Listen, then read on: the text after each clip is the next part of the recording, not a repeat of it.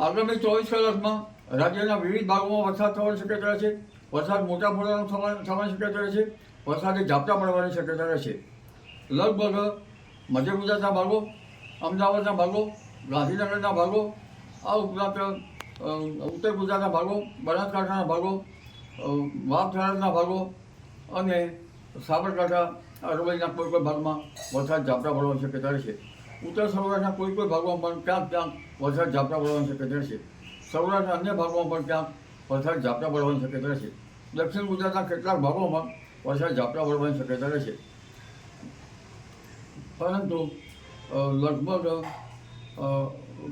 15 ઓગસ્ટમાં અરબ બંગાળ ઉપસાગરના ભેજના કારણે મધ્યપ્રદેશના ભાગોમાં ભારેથી અતિભારે વરસાદ થવાની શક્યતા રહેતા નર્મદાના જળસ્તરમાં વધારો થવાની શક્યતા છે.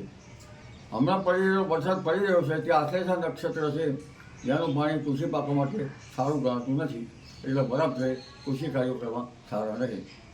તારીખ 17થી 19માં પણ ગુજરાતના કોઈ ભાગમાં વરસાદ ઝાપટા પડવાની શક્યતા રહેશે.